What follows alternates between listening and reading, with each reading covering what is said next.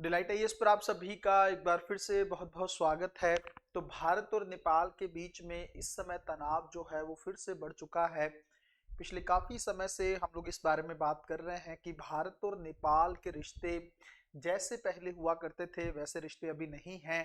अब फिर से नेपाल ने कहीं ना कहीं पे लिपुलेख दर्रे को मांगने की बात कही है और बहुत ही तीखा विरोध जो है इसको लेकर दर्ज करवाया है ना। थोड़ा सा मैटर को गहराई में जानने का प्रयास करेंगे।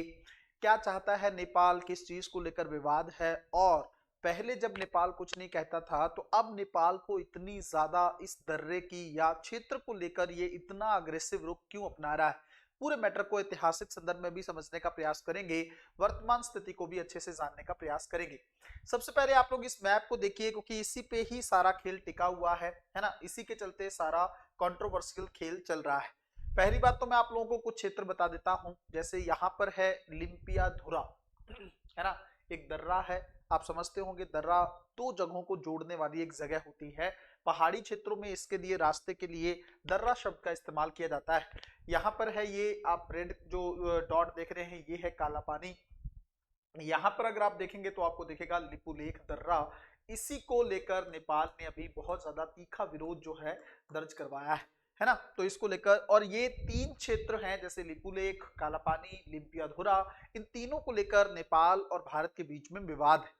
भारत की तरफ से विवाद नहीं है, विवाद नेपाल की तरफ से है। और काफी लंबे समय से भारत ने इस मैटर को थोड़ा सा इग्नोर करने की कोशिश की है। इन तीनों क्षेत्रों को छोड़ दें तो भारत और नेपाल के बीच में जो 98% सीमा है उसको लेकर किसी तरह का कोई विवाद नहीं है ना। ऐसा नहीं है कि नेपाल ने पहली बार इस चीज को मांगा है, लेकिन अब जो है इस समय नेपाल को ज्यादा अग्रेसिव नजर आ रहा है। अभी एक्चुअल में हुआ क्या है, पहले उस कॉन्टेक्स्ट को समझने का प्रयास करते हैं। सबसे पहली बात तो मैं आप लोगों को बता दूं कि जैसे अभी भारत और चीन के बीच में, है ना, प्रतिनिधि स्तर की एक वार्ता हुई जिसके माध्यम से ये कहा गया कि ये जो लिपुलेख दर्रा है इससे जो व्यापार रुका हुआ था कोविड के टाइम से, कुछ चीजें आ गई थी जिसके चलते भारत और चीन के संबंध थोड़े खराब भी हो गए थे और सिचुएशन भी थोड़ी क्रिटिकल थी। तो इसलिए यहाँ से ट्रेड रूट जो है वो बंद कर दिया गया था, व्यापार का मार्ग जो है रोक दिया गया था। अब उसको फिर से शुरू करने को लेकर दोनों देशों के बीच में सहमति हो गई। ट्रंप एक कारण है जिसके चलते भारत और चीन अपने रिश्तों को नॉर्मलाइज कर रहे हैं, अपने रिश्तों को थोड़ा और गहरा करने का प्रयास कर रहे हैं, ताकि आने वाले 3-4 साल जब तक ट्रंप अमेरिका में सत्ता में रहेंगे तब तक भारत और चीन जो है एशिया में और विश्व में थोड़ा अच्छे तरीके से राज कर सकें। अब इस चीज को लेकर नेपाल को एकदम से बहुत गुस्सा आया। नेपाल ने चीन के राष्ट्रपति के साथ, नेपाल के जो पीएम हैं ओली जी, उन्होंने जो है चीन के राष्ट्रपति शी जिनपिंग के साथ जो है मुलाकात की और कहा कि लिपुलेख दर्रे को लेकर आप जो बातचीत कर रहे हो वो आप मत करिए।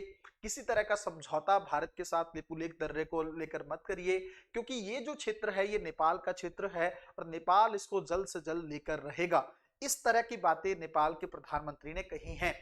चीन का रुख जो है इस चीज को लेकर अभी क्लियर नहीं है, लेकिन नेपाली पीएम ने जब जो है प्रेस कॉन्फ्रेंस की तो उन्होंने ये बात बोली कि हमें पूरा भरोसा है कि चीन के जो राष्ट्रपति हैं वो नेपाल का ही पक्ष रखेंगे और भारत के सामने अपना विरोध भी दर्ज करवाएंगे। अब बात यह है कि थोड़ा सा आपको विवाद को लेकर भी पता होना चाहिए कि एक्चुअल में विरोध क्यों है, क्यों नेपाल जो है दिक्कत कर रहा है, और प्रेजेंट सिनेरियो भी मैं आप लोगों को समझाने का प्रयास करूंगा। सबसे पहली चीज तो आप लोग यहाँ पे देखिए कि इशू यहाँ पे है, ये जैसे ये काली रिवर आप लोग देख रहे होंगे, है ना। तो ये काली रिवर है, करंट अफेयर का टॉपिक है। तो प्रीलिम्स के पॉइंट ऑफ व्यू से और जो भी आप एग्जामिनेशन तैयार कर रहे हो उसमें मैपिंग के पॉइंट ऑफ व्यू से तीनों क्षेत्र आपको पता होना चाहिए। पश्चिम से लेकर पूर्व की तरफ चलने पर क्या इनका क्रम है और पूर्व से लेकर पश्चिम की तरफ चलने पर इन तीनों का क्या क्रम है। बड़ा अच्छा सवाल फ्रेम होता है। दूसरी बात, विवाद को लेकर मैंने आप लोगों को बताया कि काली रिवर की के ओरिजिन को लेकर विवाद है। कैसे? 1816 में भारत जो उस समय था, ब्रिटिश भारत जो था और नेपाल के बीच में एक संधि हुई जिस संधि को सुगौली की संधि के नाम से जाना जाता है। अब आपको बहुत अच्छे से पता है कि ये जो संधियां होती हैं ये वॉर के बाद होती है ना। ऐसे तो कोई संधि करता नहीं है, होता भी है तो अंतरराष्ट्रीय स्तर की या तो संधि हो जाए, समझौता हो जाए। लेकिन नॉर्मली ये वर्ड जो यूज होता है ये होता है कि अगर दो पक्षों में से कोई एक पक्ष हार जाए तो चीजें देखने को मिलती हैं। उस समय आंग्ल नेपाल युद्ध जो हुए थे उसके बाद 1816 में इस संधि को हस्ताक्षरित किया गया था। क्या हुआ था इस संधि में वो उतना हमारे लिए इंपॉर्टेंट नहीं है, बट क्या भारत और नेपाल को लेकर इसके अंदर क्या कहानी थी। तो ब्रिटिश ने ये माना था कि ये जो काली रिवर है ना, ये भारत और नेपाल के बीच में नेपाल की तरफ से पश्चिम की सीमा है। मतलब ये नेपाल है, उसका पश्चिमी क्षेत्र अगर मान लिया जाए तो ये उसकी सीमा है, इससे नेपाल आगे नहीं आएगा। इस बात को लेकर क्लैरिटी थी। अब भारत और नेपाल के बीच में एक आपस में मतभेद है। किस चीज को लेकर मतभेद है? नेपाल कहता है कि ये काली रिवर यहां से उत्पन्न होती है ना। कहां से उत्पन्न होती है? लिम्पियाधुरा से। मान लीजिए यहां से रिवर चल रही है ना, तो यहां से रिवर चल रही है तो नेपाल कहता है कि इसके पूर्व के जितने भी क्षेत्र जो हैं वो नेपाल के टेरिटरी में आते हैं, क्योंकि उस समय की संधि में ये कहा गया था कि इस रिवर के जो भी क्षेत्र हैं वो यहाँ पे इसमें शामिल होंगे। भारत का क्या पक्ष है? भारत कहता है कि इससे पहले ये रिवर जो है कई सारी सहायक नदियों को लेकर आती, और ये जो काला पानी वाला क्षेत्र है यहाँ पे जाके ये रिवर जो है महानदी के, ये काली नदी के रिवर में जानी जाती है। तो उससे पहले इसको काली रिवर नहीं कहते हैं, ये भारत का मानना है। और इसलिए ये वाले पूरे क्षेत्र अगर हम लोग देखें तो ये भारत के क्षेत्र में आते हैं। इसको लेकर नेपाल को ज्यादा सोचने की जरूरत नहीं है। वर्तमान में जब नेपाल ने इस मैटर को उठाया, अभी मैं लेटेस्ट की बात कर रहा हूं, तो भारत के विदेश मंत्रालय की तरफ से कहा गया कि नेपाल के ये सारे दावे जो हैं किसी आधार के नहीं हैं, तर्कहीन हैं, और भारत के ये क्षेत्र है और 1954 से लेकर भारत और चीन के बीच में यहाँ पर व्यापार होता रहा है, तो वो भी अब जो है उसी फ्लो में चलता रहेगा। नेपाल को हम बहुत ज्यादा सीरियस इस मैटर को लेकर नहीं लेते हैं। अब बात ये है, मैंने आप लोगों को बताया कि अभी नेपाल इतना अग्रेसिव क्यों है। इसके कुछ कारण हैं। जैसे 2023 में इवन मैं उससे भी पहला संदर्भ बताऊं तो 2020 में नेपाल ने जो है नया मैप जारी किया, जिसके अंदर उसने इन तीनों क्षेत्रों को, लिम्पियाधुरा को, कालापानी को और लिपुलेख को, अपने जो है देश के नेपाल में के मैप में दिखाया है ना। ये 2020 की मैं बात कर रहा हूं। ये तीनों क्षेत्र नेपाल ने अपने क्षेत्र के अधीन दिखाए। भारत ने कुछ खास कहा नहीं। लेकिन बात क्या हुई 2023 में, आपको पता है कि भारत की सरकार ने अखंड भारत का जो नक्शा था वो भारत की संसद में लगाने का प्रयास किया था, नई संसद में। इसको लेकर नेपाल बहुत चिढ़ गया था, है ना। तो जैसे ही नेपाल ने ये चीजें की तो नेपाल ने अपनी तरफ से एक जो है ग्रेटर नेपाल के कॉन्सेप्ट का मैप जो है वो जारी कर दिया, जिसमें भारत के उत्तराखंड के क्षेत्र, हिमाचल के क्षेत्र, इसके अलावा बहुत सारे और सिक्किम का जो पूरा क्षेत्र था, ये सारे क्षेत्र और बांग्लादेश के कुछ क्षेत्रों को जो है नेपाल ने अपने मैप में प्रदर्शित करने की कोशिश की। बांग्लादेश के पीएम ने भी बहुत तेजी से विरोध दर्ज करवाया। भारत सरकार ने भी कहा कि ये सब क्या खेल है ना। तो अभी मैं आपको ये बताता हूं कि चलो ग्रेटर नेपाल का कॉन्सेप्ट एक लाइन में आप लोग समझ लो। नेपाल का मानना ये है कि जो है पहले नेपाल का क्षेत्र बहुत ज्यादा बड़ा हुआ करता था, और सुगोली की संधि के बावजूद, जो कि जबरदस्ती थोपी गई थी नेपाल पर, क्योंकि वॉर किया गया था, इसलिए हम चाहते हैं कि हमारा पुराना क्षेत्र जो गोरखालैंड का रहा है, गोरखाओं का रहा है, वो सारा क्षेत्र हमें मिलना चाहिए। उसमें उत्तराखंड का भी क्षेत्र है, भारत के मतलब बहुत सारा क्षेत्र भारत का शामिल है, और उसके अलावा बांग्लादेश के भी कुछ क्षेत्र शामिल हैं। भारत की तरफ से ग्रेटर नेपाल का कॉन्सेप्ट क्या है? क्योंकि आपको पता है कि हम चाहते हैं ये पूरा क्षेत्र जो है, इस समय आपको पता है ना कि एक समय पर जब जो है अशोक का टाइम पीरियड था, तब ये सारा क्षेत्र भारत में शामिल होता था। क्योंकि अगर आप देखोगे तो अशोक के स्तंभ जो है नेपाल में पाए गए हैं, बहुत अच्छे से। कुछ लोकेशन लुम्बिनी वगैरह आप लोग अच्छे से जानते हैं, जहां पर आप लोगों को अशोक के पिलर्स जो है देखने को मिलते हैं।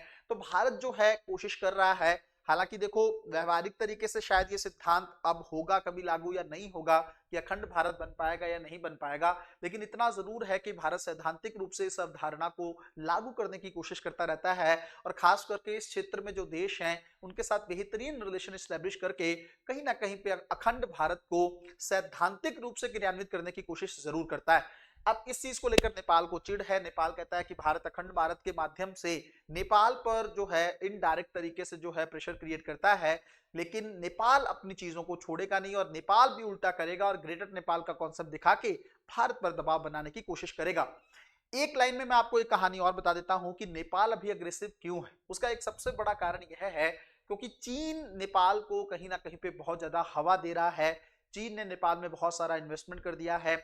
चीन वहां पर जो है, वहां के हिमालय पर जो है पहाड़ों पर रेलवे लाइन बिछा रहा है, उसको पोर्ट की फैसिलिटी दे रहा है, नेपाली भाषा को लेकर जो है चीजें करने की कोशिश कर रहा है। तो चीन कहीं ना कहीं पे नेपाल को जो है आगे बढ़ाने को, या नेपाल आज अगर जिस तरह का रुख अपना रहा है उसके पीछे चीन एक बहुत बड़ा कारण है। लेकिन नेपाल को यह समझने की जरूरत है कि जो अच्छा मित्र होता है वो पहले भी अच्छा ही होता है, वो अब भी अच्छा है, और आने वाले टाइम में जब आपको चीन बुरे तरीके से मारेगा तब भी भारत ही आपको सपोर्ट करेगा।